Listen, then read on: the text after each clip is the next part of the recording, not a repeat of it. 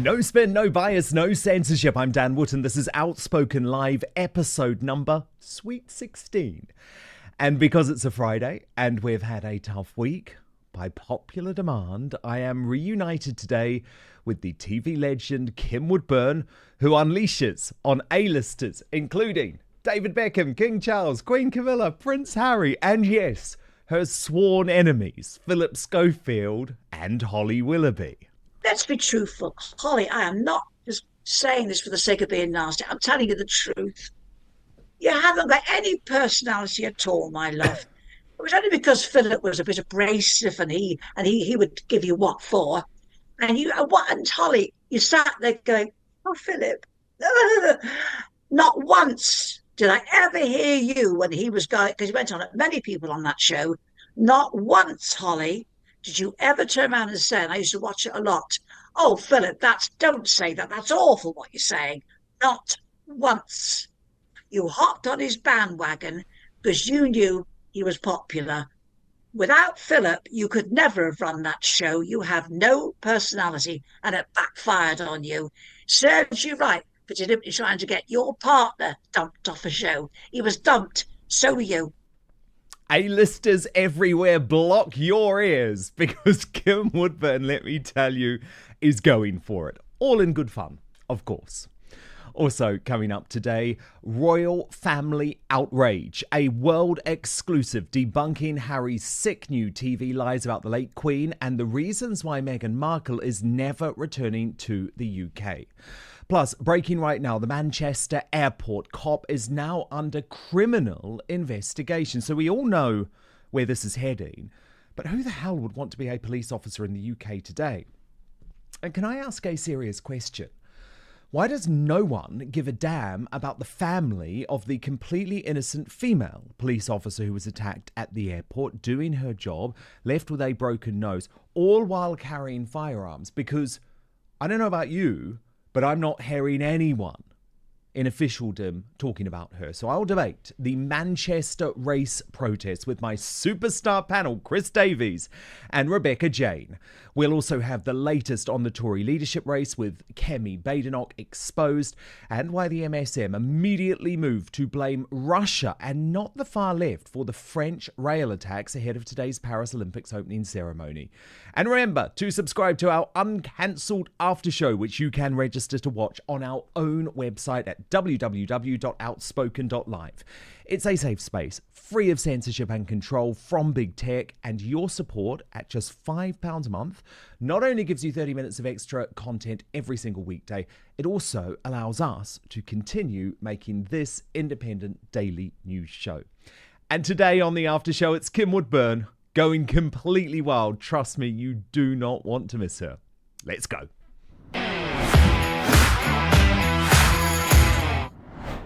The royal rota and mainstream media might be too terrified these days to call out the egregious lies of Prince Harry and Meghan Markle, afraid of their ever-increasing lawfare. But trust me, I'm not. So today I can report a world exclusive that his new and false claims about the late Queen and the late Princess Diana during a softball interview with the Sussex's favoured propaganda outfit Woke ITV has caused hurt and blind rage within the royal family.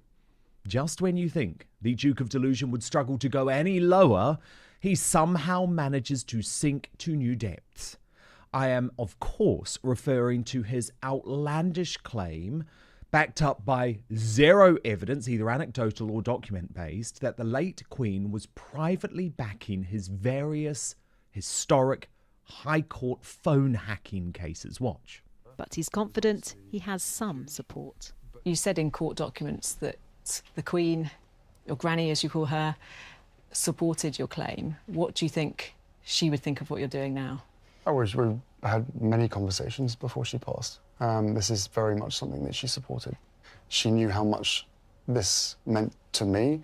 I think she's very much up there going, see this through to the end, without question. And he is determined to see this through. But my royal sources have reacted with total disdain in terms of both the validity and accuracy of that claim, and let me be clear about this, it suggests very much that Harry is lying again. So one source told me the reality is that the Queen's most senior staff were intimately involved in sensitive discussions with News UK about settling phone hacking claims, which Prince William reluctantly did. If any conversations took place between Her Majesty before her death and Harry about phone hacking cases, she would have been keeping the peace and avoiding confrontation. Now, I don't believe for a second that the Queen, a public servant to the very end, believed the best use of her grandson's time was pursuing spurious court cases alongside me celebs like Hugh Grant and Charlotte Church, simply designed to seek revenge and financial reward for a 20-year-old scandal that has already been well and truly resolved. Harry also stunned royal courtiers by attempting to use the press as the reason why his wife Meghan Markle will never return to the UK. Watch this. So the fight falls to perhaps the only person with the persistence and financial firepower to pursue this through the civil courts. I don't think there's anybody else in the world that is better suited and placed to be able to see this through than myself. But he fears negative tabloid narratives endanger him and his family. All it takes is one lone actor, one person who reads this stuff to act on what they have read. And whether it's a knife or acid, whatever it is, and these are things that are a genuine concern for me. It's one of the reasons why I won't bring my wife back to this country. Oh, come on. That is codswallop on so many levels. So what Harry's saying, just to be very clear about it, is that if there is any attack whatsoever on Meghan, that it is the fault of her critics.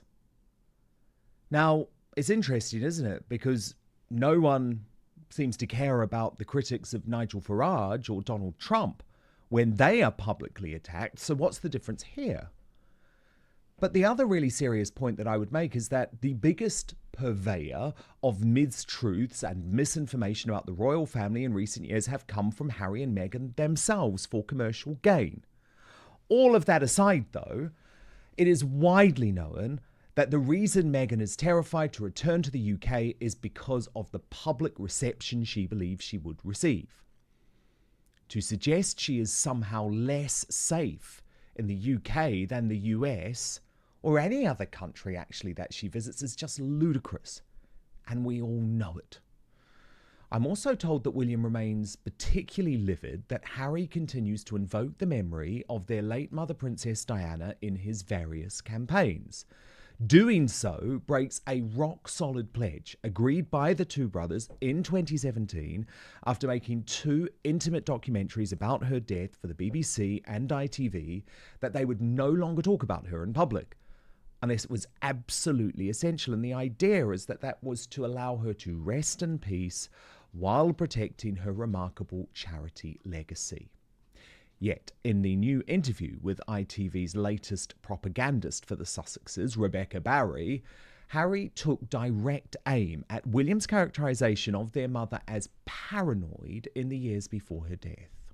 Other victims of hacking that I've spoken to have described the paranoia that it creates. Do you identify with that? I think paranoia it's a very interesting word because, yes, then it could be paranoia. But then when you're vindicated, it proves that you weren't being paranoid. You know, same with my mother. You know, there is evidence to suggest that she was being hacked in the mid-90s, probably one of the first people to be hacked. And yet, still today, the press, the tabloid press, very much enjoy painting her as being paranoid. But she wasn't paranoid. She was absolutely right of what was happening to her. And she's not around today to find out the truth. Does your mother motivate you in this legal fight? There's all sorts of things that motivate me. While it's never been proven in court that Princess Diana was hacked, the past remains raw. Other victims of hacking that I've spoken to.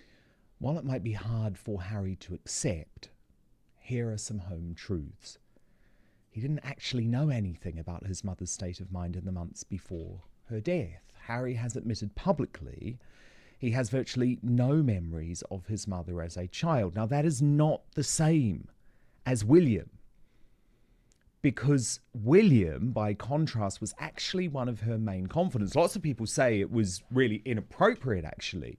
William, at 15, was her shoulder to cry on and was brought in on many of her interactions with the media, even on sensitive matters of her love life. There's a famous story, actually, where Piers Morgan spoke about a lunch with William and Diana, where William actually joked about using his Eton dartboard as a place where he could put the face of Will Carling's wife, a woman who at the time Diana was publicly rowing with. So he was very involved with all of these conversations. William knew Diana was paranoid. He isn't trying to degrade his mother's memory in any way. He is simply stating a fact. So for Harry to weaponize that in his latest interview is particularly cruel, especially given he has now become far worse than any tabloid newspaper when it comes to spilling the secrets of the royal family. But he doesn't care. Harry knows there is no way back for him with his family, so his campaign of vengeance goes on. Remember, this is all about sending Piers Morgan to jail, a ludicrous idea. And it's actually making him an increasingly unhappy and self-obsessed man. But to react now, let me bring in my superstar panel.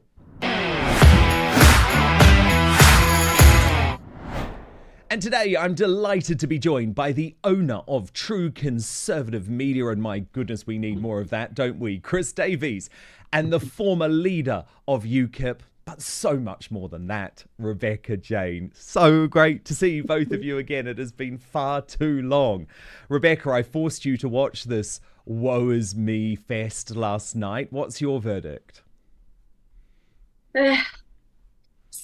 It's just the same thing repeating over and over and over again. It's like a broken record. Like, what more can we say about it? Yeah, okay, you say that your phone's been hacked. You say that it's giving you horrific issues throughout the rest of your life. There's a lot of things that's giving him a lot of horrific issues throughout the rest of his life. This is not the be-all and the end-all of it. Chris, what was your take? Dan, thanks for having me on. Harry is always the victim, isn't he? It's never Harry's fault. Whatever's happened, it's never Harry's fault. It's okay for Harry to write a book, to appear on an interview with Oprah, to tell lies, to do whatever he wants with no responsibility and no accountability. I thought the Montecito Moaners were meant to be going away to get away from the public gaze. All they've done since they've been there is basically prostitute themselves around for anybody that's prepared to throw a pound note or a dollar bill at them. I think he's absolutely disgusting. I don't want him back in the UK. I don't want his wife back here either. Yeah, I think most people would agree with that, Chris. The thing is, Rebecca, what I cannot stand is that he's now trying to change narratives involving dead members of the family, knowing full well that they are unable to fight back. But remember, Rebecca, I've been very close to this story. I mean, I was working at News UK when a lot of these negotiations with Prince William were going on, and I knew a little bit about the negotiations and what was happening. And it was actually the Queen's advisors who were involved in this. So maybe Harry's had a conversation with the Queen where he said, oh, I'm going to court, and she's just sort of nodded along. But she didn't want the royal family to be embroiled in years and years of legal action against Britain's free press. Like, that's a terrible look for the royal family. And by the way, Rebecca, that's not me excusing the behaviour of newspapers, especially during the phone hacking scandal. But remember, that's been dealt with criminally. People have gone to jail for that, and the News of the World actually shut down. Yeah, of course. You know, and the royal family's number one rule, isn't it, is that they don't complain and they don't explain. Like, this brings the ultimate shame on them in a lot of ways. And you're right, you know, we don't justify the things that happen because actually they were pretty horrific. And yes, they did have a lot of, you know, pretty horrific consequences. That being said, though, of course he's going to pull out the mum card and the gran card because it's the ultimate victim card for him to be able to play. He can't actually just fight his own battles, can he? He can't just say what he thinks and what he feels. He has to bring in his mother and his late grandmother, because he knows how loved they were by the public, and he knows now that he's not. So because he can't get the sympathy on his own, because he can't fight his own battles, he has to bring that in. And I think people would have more respect for him if he actually didn't do that. Well, I completely agree. And Chris, you've got to admit this is now really difficult for Prince William, because there was this very clear pact in 2017 for them to stop speaking constantly about Diana and trying to invoke the memory of Diana. And that's now all Harry does. But he's been very careful with choosing the word paranoid, because that is a direct riposte to Prince William, who you remember after the Panorama, that report over the terrible BBC actions involving Martin Bashir, William actually went on the record on camera and described his mother as paranoid. Now, he wasn't doing that in any sort of horrible way. William was the one who was really close to Diana throughout all of this period in a way that Harry wasn't, because he was younger. You know, I'm not saying that there was any nefarious reason why Harry wasn't involved. He was a kid, he was a child, whereas William was a much more responsible teenager who Diana had taken into her trust for the last couple of years of her life. If I was William last night and I had the misfortune to have to watch Woke ITV, as both Rebecca and I did, I would have thought that ITV had bought the rights to Only Fools and Horses. Yes. Because the number of times that Harry invokes the late Queen and Princess Diana, I just find it absolutely incorrigible. He's got no class, he's got no quality, he's got no depth. It is the me show. It's the Harry and Meghan show. And that's all they exist for now. They are a parody of a royal couple. If you cast your mind back to the time that they were wed, when they were at their absolute peak of their popularity share price, the nation absolutely loved them. And if you look at where they've gone and the short period of time it's taken for all of that good human capital to be eroded, it is a crying shame what's happened. But I go back to what I said a couple of minutes ago, Dan. These two just need to be ignored. They get far too much oxygen. And the best thing to do with them is to ignore them. Yeah, that's an interesting discussion, isn't it, Rebecca? Because a lot of people have said that to me, and I do understand that. But my view is that I have to expose their very egregious lies, because the problem you've got, Rebecca, is that the members of the royal family and the courtiers cannot speak publicly. So the members of the royal family obviously could if they chose to, but they don't, because can you imagine how classless that would be? And it's never something that Charles and William and Catherine and the like are going to engage in. But the courtiers, Rebecca, the people who actually were working for Harry and Meghan during that time, they call themselves the Sussex Survivors Club because they went through so much. They are actually legally banned from speaking publicly, because when you go to work for the royal family, you're subject to the Official Secrets Act, which means that you would actually be breaking the law to talk about what happened. So I feel like sometimes I have to represent what these people feel and the anger that they have behind the scenes about the way that Harry and Meghan are completely misrepresenting events, both from their time within the royal family plus what's been going on after it. It's a really fair point, actually, is that, and I've never really looked at it from that angle, so thank you. But no, I do agree. The problem is you're never going to win with a narcissist. Like, it's impossible. It doesn't matter what anybody says or what anybody does. They're going to do whatever they want. They're going to claim their victims regardless. And, you know, we go back to that point of, in the beginning, they were absolutely loved in this country. They've done this to themselves. They have created everything that they have now become. They've created the hatred that is. The other part of this is, you know, non-disclosure agreements. If you're not going to be an awful person and if you're not going to be a nightmare, why do you actually need to have them?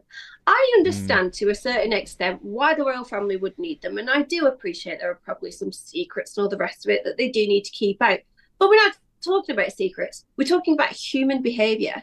And at the end of the day, if you're going to treat people badly and you're going to behave inappropriately, people should be allowed to speak out. But unfortunately, they're not. You now have to do it on everybody else's behalf and other people, obviously. And you're still never going to win. It is right. We should be ignoring them. We should be pretending that they don't exist because that's what they asked for and that's what they wanted. But they don't really want it because then they can't be victims. So it's an awful situation. I don't know what the solution is other than we have to just keep on speaking the truth and unfortunately having to endure this nonsense. I mean, Chris, I would say it's a case of diminishing returns, though, because every time they speak now, they actually lose more credibility. They do get less attention. It's not like the Oprah Winfrey interview when the whole world stopped to listen to their lies. And so I think there is now a lot of skepticism. And the biggest thing for me, Chris, is that I think they have destroyed their own legacy. I mean, in the history books now, Harry and Meghan are going to be comparable to the Duke of Windsor and Wallace Simpson. I genuinely believe that's how history will view them now. Maybe even worse as time goes on, although they were Nazi sympathizers, so maybe not. Well, when you put it like that, Dan, yes. But in truth, you're right. They are eroding deeper and deeper, and they just don't seem to understand that when you're in a hole, just stop digging. Just be quiet. Just show some humility and some grace. And remember what it was to be, as a young man, as Harry, a royal, to be committed to public service. Because that seems to have gone completely out of the window. His vendettas are many and varied. And I don't think he just wants Piers Morgan in prison. I think he wants the free press to be silenced. Oh, yeah. I don't think it's any one newspaper group because he's attacking all of them. I just think he wants now, it's a vendetta on his part that he does not want a free press. He does not want investigative journalism. He does not want to be held account because he's a liar, proven again and again. Amen to that. But look, let's move on to the really disturbing story of protests now in Manchester, race protests over whatever happened at Manchester Airport on Tuesday night. And look, I've got so many issues with this, and we're going to cover it from all angles, because the issue is that we have only seen a very small part of the confrontation between the police officers and the Muslim family. But the problem is that's what all of the public narrative and that's what all of the reaction from politicians and officialdom is being judged on. People seem to have completely forgotten that there are police officers who were beaten up in this incident, even though they were armed, and a female police officer left with a broken nose. No one is talking about that. But as a result of the footage that went viral, people are trying to turn this into Britain's George Floyd. And so last night in Manchester, Black Lives Matter took to the streets.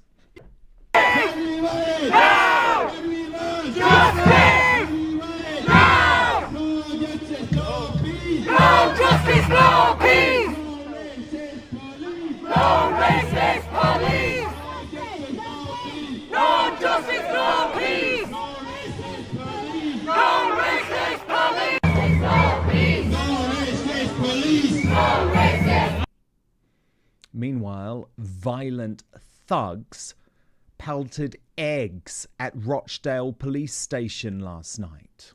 Yeah, go on, lad. Just watch him, yeah, don't get him. Boys, aim the top one. They can't clean them.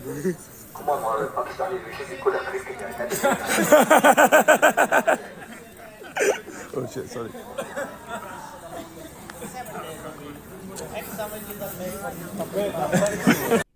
They are trying to terrorize the streets of Manchester.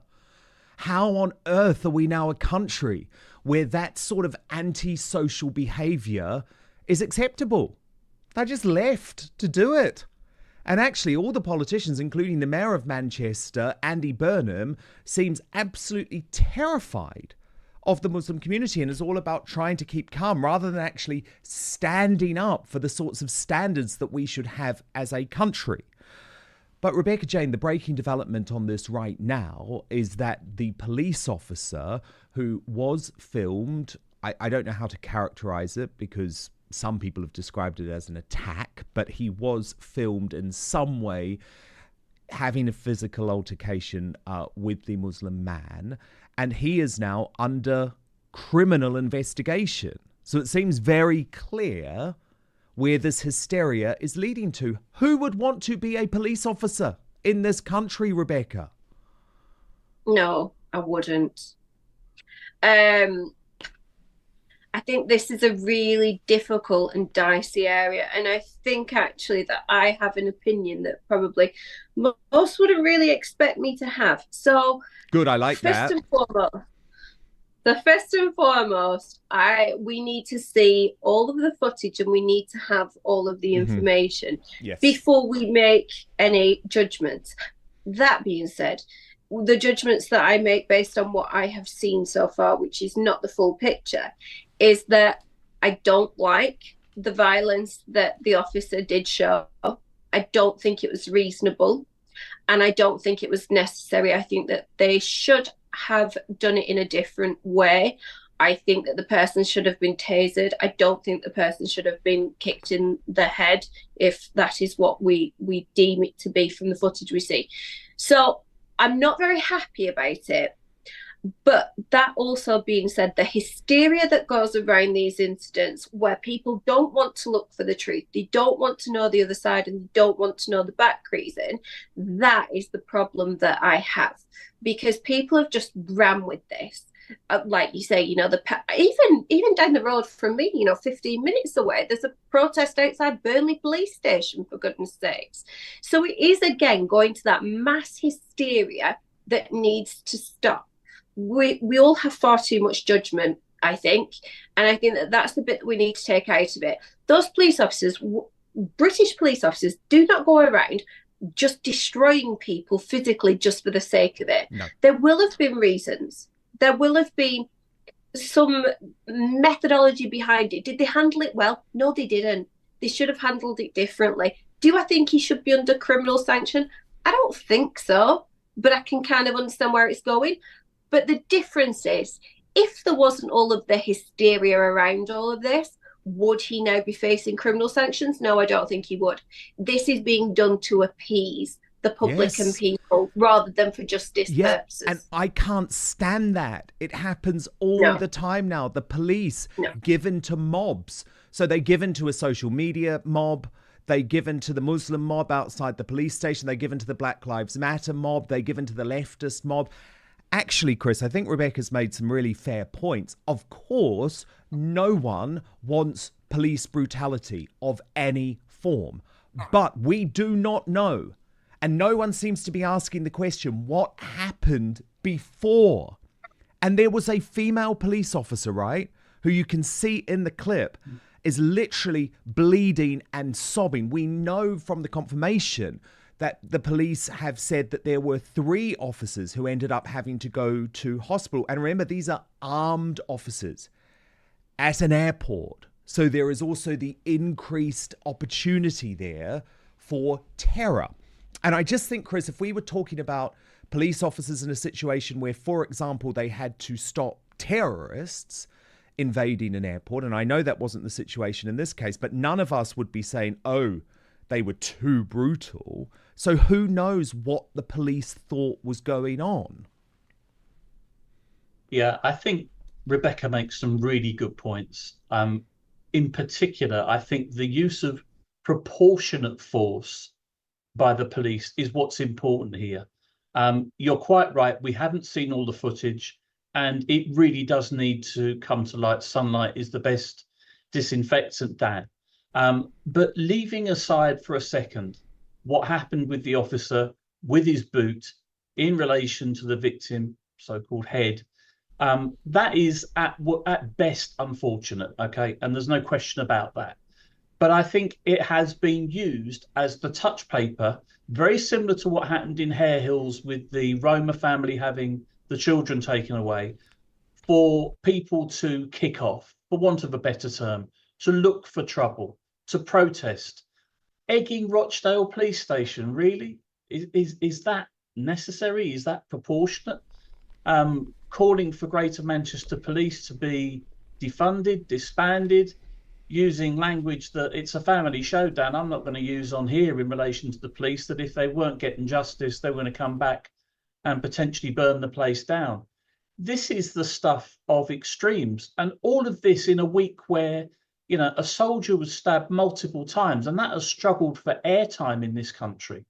But I don't see the white population, the indigenous British population, running around and rioting or protesting in such an aggressive and violent manner. I think we've lost leave of our senses here. And look, let's just be honest about this. There are bad actors who are attempting to use this to create a race riot in the UK.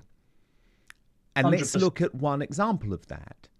The lawyer for the man in question appeared on LVC with Nick Ferrari this morning and completely disingenuously and dishonestly tried to describe what happened as an attempted assassination. Watch this. Yeah, go on, lad. You've seen more video than me. You might have seen more video than the mayor. What might he be referring to? I mean, I hope he's referring to the attempted assassination, the joint enterprise assassination of the young boys by the police officers. And that is concerning, because if police officers who are meant to protect us are going around trying to kill people, I mean, how are the public going to feel safe? You would use the word assassination, Mr. Yaqub. Kill, yeah, they were threatened to kill. One of the boys were threatened to get killed by a police officer. Okay, well, number one, there's zero evidence for that. And Chris Rose, the brilliant commentator on X, actually said about this interview, Ahmed Yaqub, the lawyer of the suspect at Manchester Airport, I just can't take this guy seriously. A former independent candidate for Lady Wood Birmingham, obsessed with Gaza, who is now grifting this situation. Rebecca Jane, what's your response to that interview and that claim that there was an assassination attempt? So somebody contact the Solicitors Regulation Authority and get the man banned. This is stupid. This is inciting public hatred. One, totally delusional. Two, you're completely diminishing your point, right? The force that the police officers used, in my opinion, was not appropriate, right? And that's fine. You can make that point. But when you start throwing out outlandish statements such as assassination attempt, trying to kill young boys, shut up. You lose all credibility, you lose your point, and you need to lose your license. Yes, I agree with that. But it does show, Chris, the sorts of people that we are dealing with. And what I hate now, especially under this Labour government, is that this is all about appeasing this mob. In fact, Chris, just before you come in, I'll show you just a small clip, actually, of Lee Anderson's response to the Mayor of Manchester, Andy Burnham. Watch. A medal. Andy Burnham, who's the Mayor of Greater Manchester, has said that comments from MPs, i.e. you and one of your colleagues, welcoming what the police have done could lead society in a dangerous direction. What's your response to him? He needs to shut up. The man's a buffoon. And look, he's got a point, doesn't he, Chris? Because again, from Andy Burnham, I have heard nothing other than appeasement and certainly no attempt to defend his police officers. There's no leadership from Andy Burnham, and there never will be leadership from Andy Burnham, because Andy Burnham is all about wanting to become the next Prime Minister of the United Kingdom. Along with Sadiq Khan, his priorities do not lie in the best interests of the people of Manchester. They lie in the best interests of Andy Burnham. Just going back to the lawyer, and Rebecca's on the money with this. This guy drives around in a Lamborghini, a Ferrari. He took over a solicitor's practice about 8 years ago and has turned it, in his own words, into a gold mine. And good luck to him. But he is yet the latest example of an ambulance chasing lawyer. And I agree with Rebecca. I think the Solicitors Regulatory Authority should take a serious look at this guy and consider striking him off. Now, look, you know, very often it is truth that comes from comedy. So thank God for this great comic called Andrew Lawrence, who is one of the only funny non-woke comedians that we have in the UK. And I wanted to play you this because I think his levity just sums up what we're actually dealing with. The airport security is not important, but there are times when it must come second to the teachings of Islam in the name of community cohesion. Subsequent to this dispute, a number of police officers were assaulted by some largely peaceful Muslim gentlemen, with one officer having her nose broken. Was that broken nose a consequence of her own institutional racism and unconscious bias? It's difficult to say.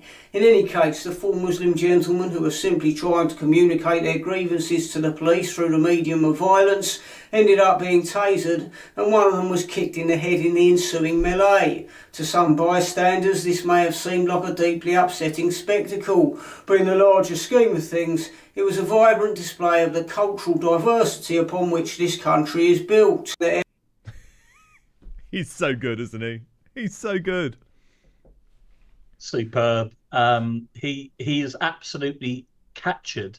I mean, all joking apart, Dan, we're reaching the stage where you could put him up there behind a microphone for the Greater Manchester Police, for the Metropolitan Police, and actually people wouldn't know whether or not he's a parody. Yeah. I mean, look, maybe back in 2012, you could say that diversity was our strength when the country was able to come together for the London Olympics.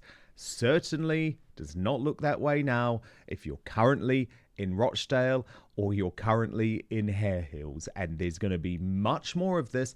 And it is extraordinary, by the way, to see just how quickly these tensions have been exacerbated under a Labour government.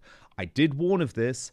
We've only had Slippery Starmer in charge for 3 weeks, and we're already dealing with the sorts of racial tensions which led to the Black Lives Matter movement in America in June 2020. And this has to be stopped. And unfortunately, it's not going to happen under Labour. We also have corporations going completely mad, though, Rebecca. And I want to talk about this decision by Sainsbury's to withdraw a product which was accused of being racist, when actually I don't think it was anything of the sort. It was effectively a pair of trousers described as being knee-grow length. So there you see it, grey reinforced knee-grow hem-woven trousers. They got such pushback, Rebecca, they have immediately capitulated and apologised and pulled the product. Oh, of course they did. That's, their favourite thing to do these days is that appease the mob. It happens all the time. All somebody has to do, I could go around tomorrow and say, I'm offended by that banana. No, I'm offended by that tangerine being orange because I identify as somebody that loves fake tan too much and it impersonates me. And then they'd probably go and apologise for that. No, they wouldn't actually because I'm white.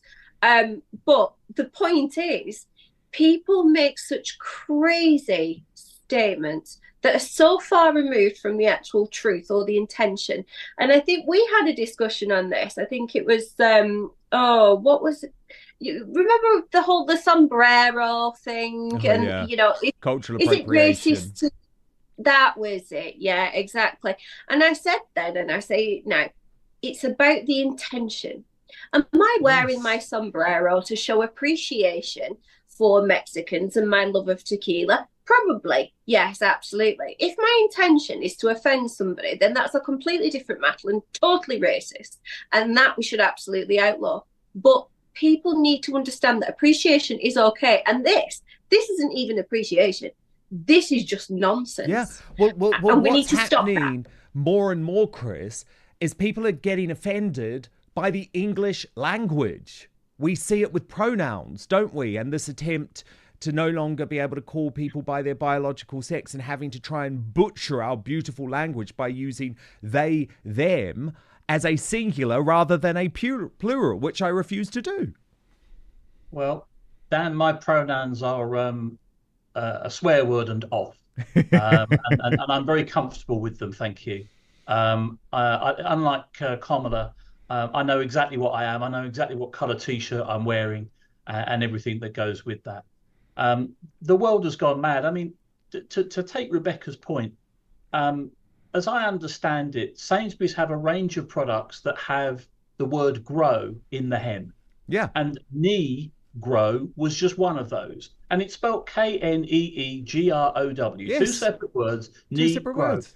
That is the English language. How can you take offence? In fact, frankly, offence can only ever be taken. It can never be given. Rebecca's right. If there was intent behind it to cast a racial slur, to cause division, to cause anxiety in the community, I could completely understand that. But it is abundantly clear to anybody but the board of Sainsbury that that was not the intention here. And someone has ended up being thrown under the bus over this, completely unnecessarily, in my opinion. Oh, yeah, absolutely. But the problem is, of course, the Daily Mail gives stories like this and ludicrous, spurious complaints lots of oxygen, which is why the corporates get so terrified and react so quickly. Now, breaking right now, chaos in Paris ahead of the launch of the Olympic Games in just 1 hour's time.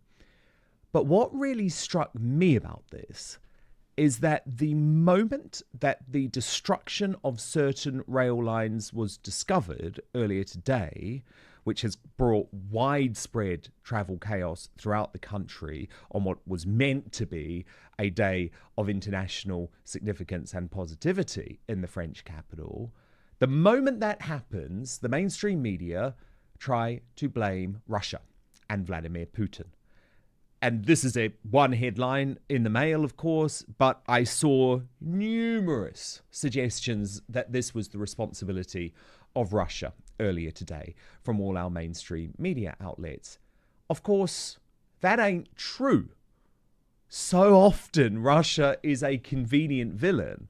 But Chris, what is becoming abundantly clear to me, and I'd happily put money on this, is that this is an Antifa-inspired far-left attack by the eco-loons in France who are trying to destroy that country.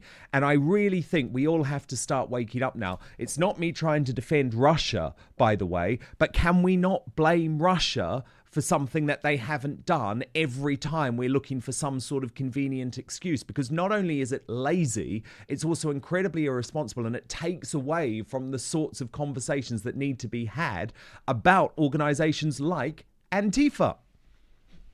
Dan, it's an extension of Trump derangement syndrome. You're absolutely right. What it all comes down to, we've always got to have a bogeyman. We've always got to have somebody that the government can keep us scared of. We've always got to have somebody the media want to keep us scared of as the arm of the establishment. And it is ludicrous. If this was Putin, then I'll come and eat your lunch for you, okay? From where I sit, it is patently obvious that this is an organisation hell-bent on causing maximum disruption for minimal loss of life. Now, does that sound like Vladimir Putin? It doesn't to me. It sounds like our eco-loon friends like Just Stop Oil and Extinction Rebellion, who are still crying into their cornflakes in prison for blocking the M25. And this is what has happened. I'm convinced you're right, Dan. And if you're going to put the bet on, I'll join you. Rebecca, the issue is France is about 5 years down the road from the UK. We're heading towards this sort of anarchy. And it's such a shame, actually, that what should be a positive unifying moment for France, in large part down to Emmanuel Macron and his ill-advised snap election, is becoming anything but. Yeah, of course, and this is just what we deal with today, isn't it? Any kind of event, anything that's like, of any kind of importance, let's just sap all the joy out of everything and turn it into something that it's not. Like, give it a rest. it's so boring. It's so exhausting. You know what? Since obviously I stepped down from UKIP, I've had a lovely time not reading the news. I have tried to stay away from the lot of it because one half of it is just pure out and out lies, and two, it's always doom and gloom, and I'm sick of it. I'm actually just sick of it. And where are the people, aside from here, with the common sense who are turning around and saying, we're not standing for this. We know that you're feeding us nonsense. Give it a rest. Well, it's why we need an independent media revolution, isn't it? Now, look, you raise UKIP, Rebecca, and it is worth talking about our conservative political environment here in the UK. There's this big Stop Kemi movement going down. What's your take on what's happening with the Conservatives?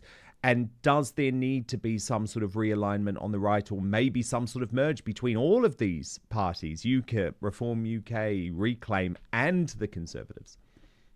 Oh, that thing again. I had a lovely time with that. You tried. Oh, gosh. I really like Kemi. I think that she'd be a brilliant leader for the Conservatives, and she's far more of a true Conservative than the morons at the top of it at the moment. So they just need to scrap themselves and start again. Does there need to be some kind of uniting of the right? It's a lovely idea. However, it's not possible. Obviously, I tried to do that quite extensively. I did talk to all parties concerned. UKIP are a lot of nonsense and need to fold, which, you know, I mean, their little recent trials and tribulations of the 34-day leader who was planted into the position, in my opinion, is one thing. But then obviously Reclaim, Reform think they're going to win everything by themselves. I've got a lot of time for Reform. I think that they are the best of all of the oppositions. However, I don't know. I still have some concerns, and I echo everything that Ben Habib said about the structure of Reform and how it is not very democratic. I think it is a genuine concern.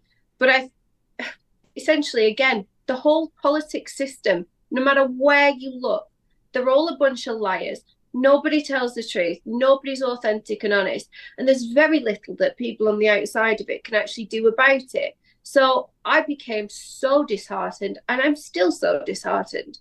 What it would take to get me back into politics, I have absolutely no idea. I don't think I'd ever do it again in my entire life. No, and it's that bad. I wouldn't either. So my goodness, no. I have full sympathy for you there.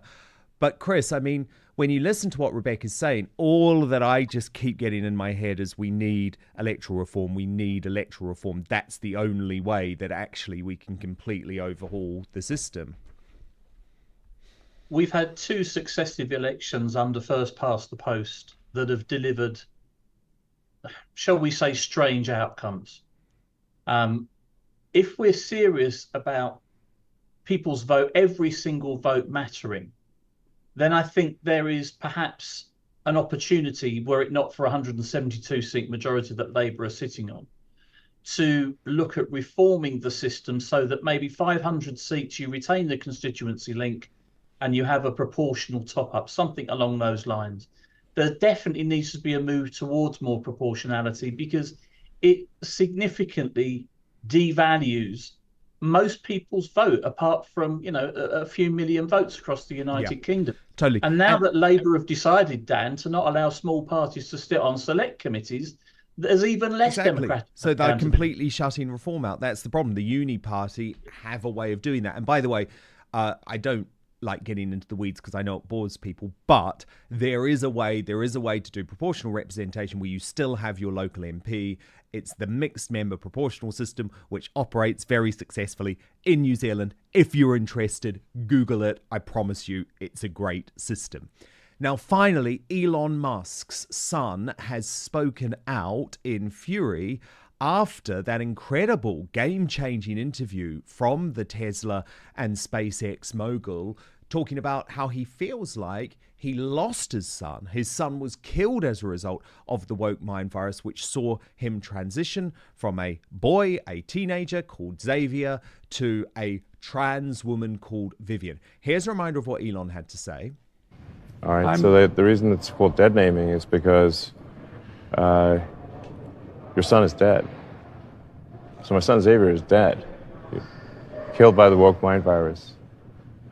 I'm sorry to hear that. Yeah. I can't imagine what that would be like. Yeah. So. Yeah, and there's lots of people in that situation now. Right. It's not pretty, and lots of demolished kids. Yes. Yeah, well, that's a good reason to be the final straw. All right, so let's. So I vowed to destroy the woke mind virus after that.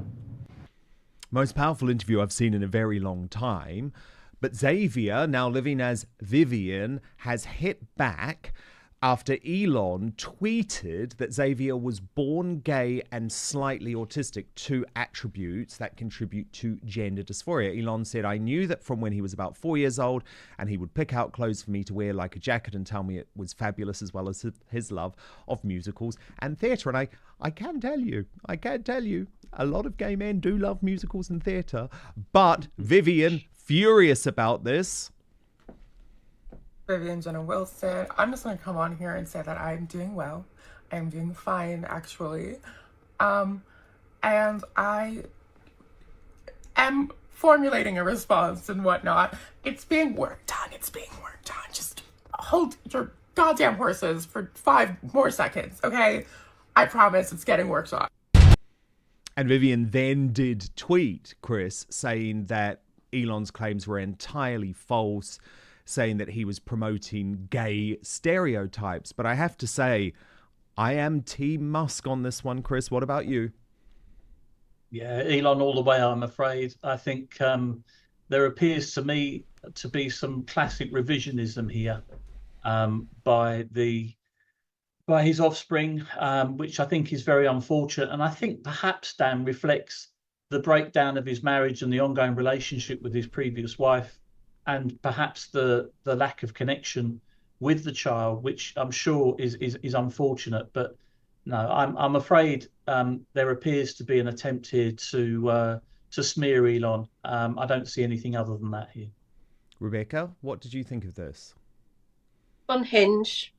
It's all just unhinged. I think I'm probably going to surprise you here because I'm a little bit middle of the road with it. But first and foremost, why on earth is anybody talking about this in public? Like, this is serious family matters. Keep it to yourselves. This is embarrassing and unhinged, as I mentioned. My only slight issue is that I've done a lot of work in high schools, and that has been with a lot of young people who are identifying as different genders.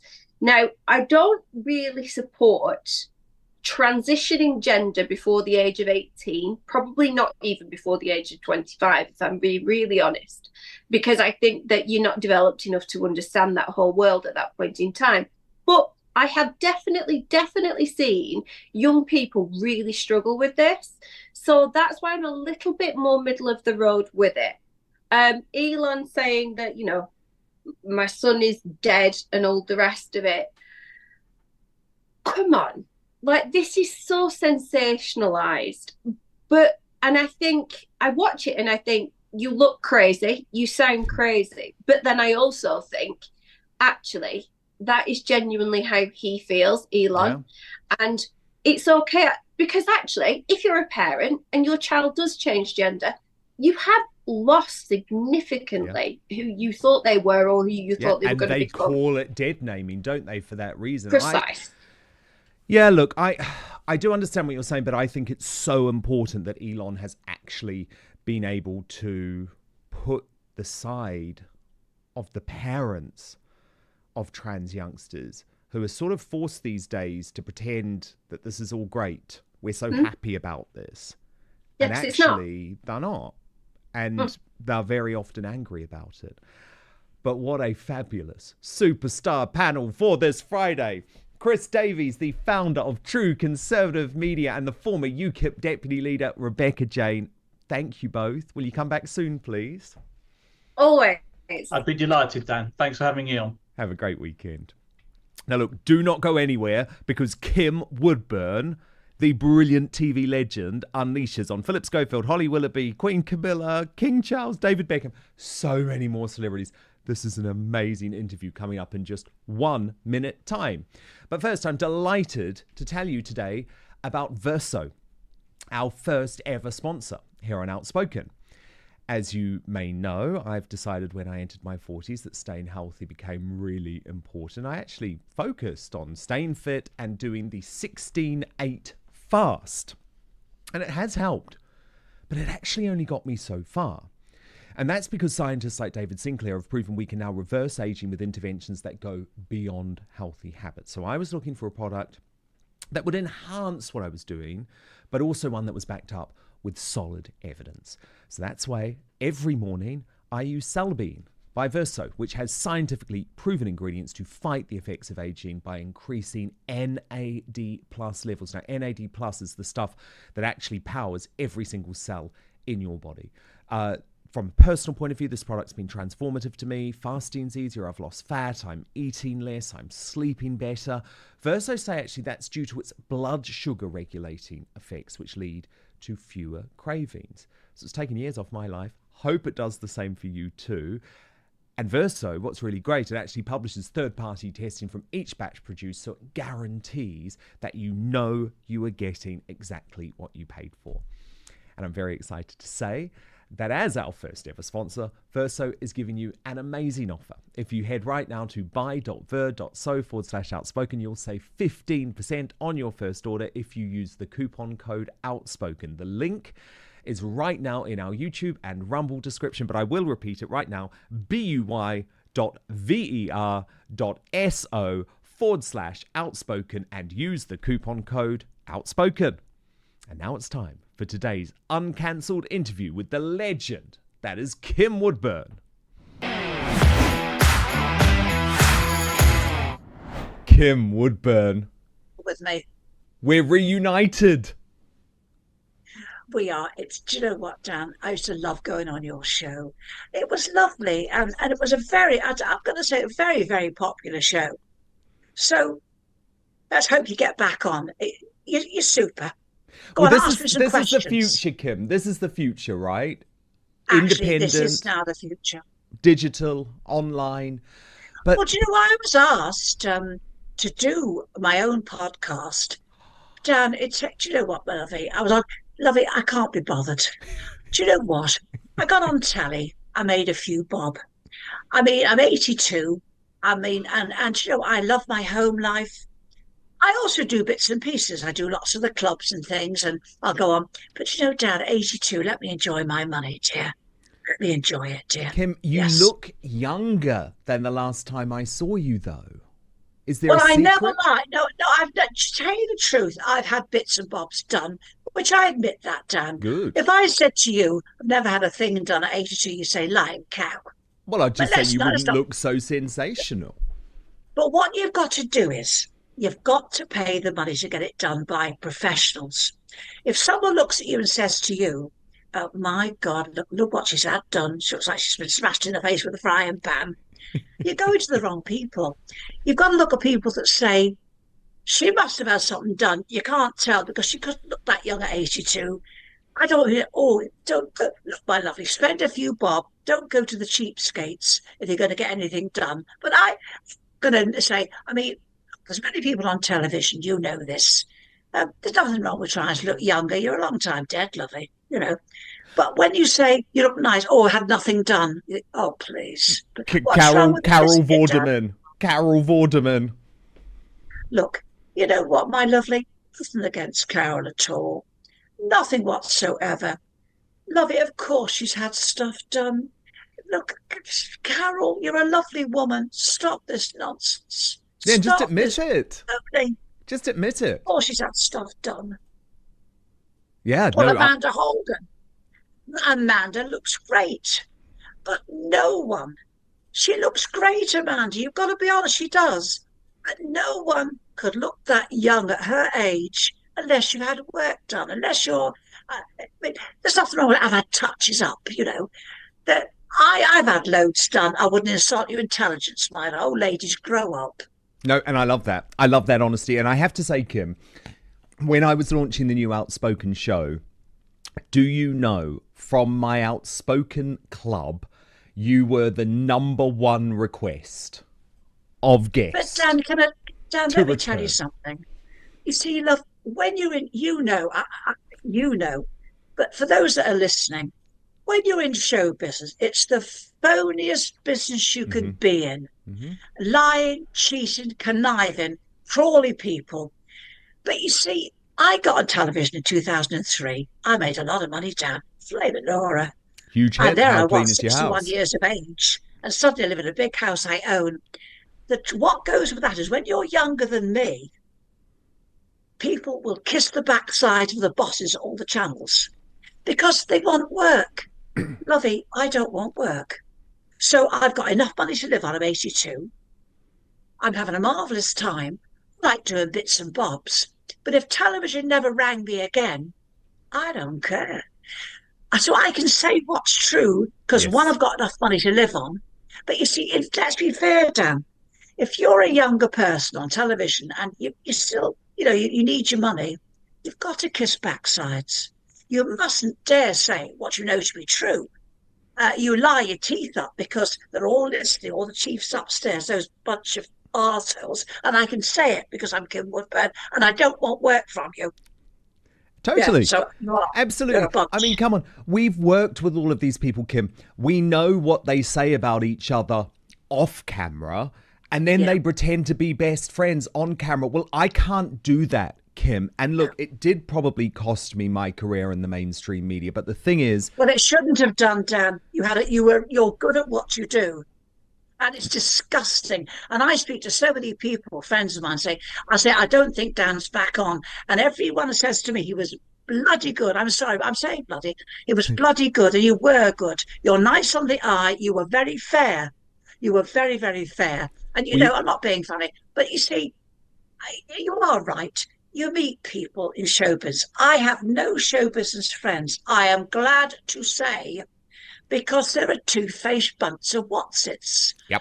Big Brother House. Big Brother House is an example.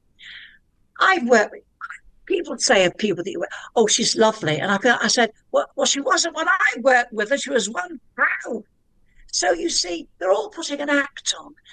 I will say that I think out of every 100 celebrities, 5 are nice. Now, that's maybe low. Yes. It's the truth. That is so true. It is 100% true. I know it's a very low, but folks, but it's true. Because the vast majority of them only care about you when you can help them and when you're on the way up. And have you noticed, Kim, they only become friends with other celebrities who are more famous than them. They don't want to be involved with anyone who's on the way down. So celebrities are not genuine people. Well, it makes me, I'm going to say this. I'm sorry, but I know people adore David Beckham. I don't know David Beckham. He's probably a lovely chap. If he crawls anymore to get a knighthood, he's got a permanent brown ring round his nose, dear. And Kim, permanent brown he's ring not a round his nice nose. guy. See, this is the other thing that I can't stand. Did you remember what he wrote on that email and it came into the papers? Exactly. Oh, that was the real David Beckham. But you see, now you see, the Queen of England wasn't fooled by this. Our Queen Elizabeth, bless her, was not fooled by this. She was a shrewd, wonderful queen. I hope that King Charles, with respect to you, sir, I hope you're not fooled by him either. He's crawling all around you now. He's going to be fooled. But he wants a knighthood. Do you remember, you're being a journalist, they repeated it in the paper 2 weeks ago. I'd never forgotten it personally. When he was sending emails out to his friends a few years ago, and somebody took an email, probably one of the maids in his house, whipped it off. And I can't use the language, it's too vile. But he used C's and F's, you know what I'm getting at. And he said that all the public were ungrateful CUs, I can't, it's vile, and effing this, because I should have had a knighthood. And yet now he's with the king, smiling. And totally. King Charles III, don't do it. I know, That's and why you know, he's Kim, kissing your backside. in those emails, he also spoke about the fact that he was only doing charity work to get the knighthood, and that he wasn't prepared to pay any of his own money, and that the charity had to put him on a private jet. It's ludicrous that he might get a knighthood. Folks, you may think I'm being very harsh. I'm not, my loves. I'm not. I'm 82. I've got a few bob to live on.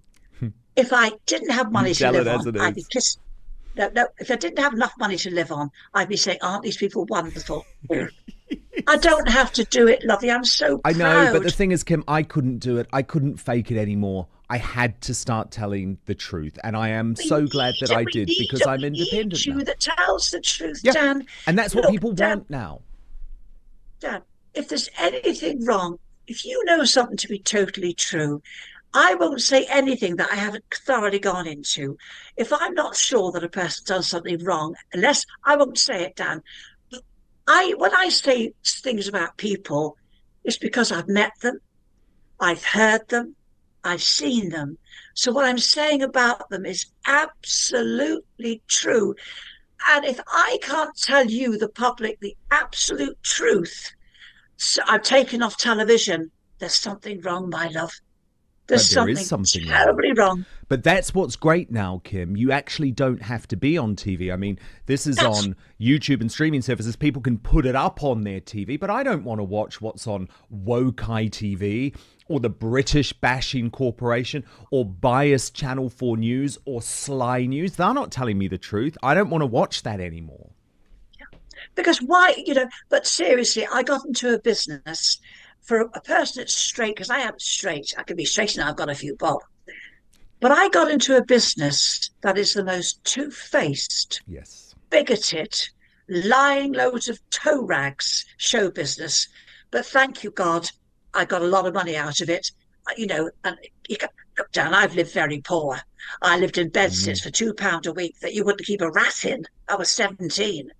And to have this money now and say I've lived in houses as a cleaner, and yes, sir, no, sir, 3 bags full.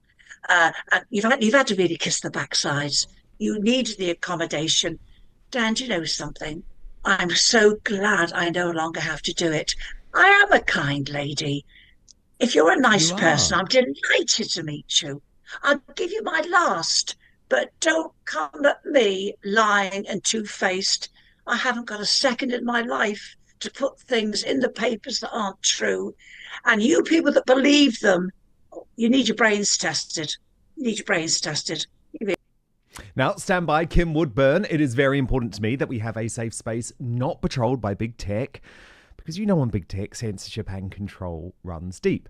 So that's why we have www.outspoken.live, our membership section, where you will get a half an hour of extra content every single weekday. All you have to do is pay £5 a month. What's that? About the price of a cup of coffee in one of the UK's major cities now. And that allows me to continue our independent media revolution, to do everything with our original reporting, with our studio, with our technology, with our guests. So it really is appreciated. So at this stage, what we do is we come off YouTube, we come off Rumble, and we move to our own platform.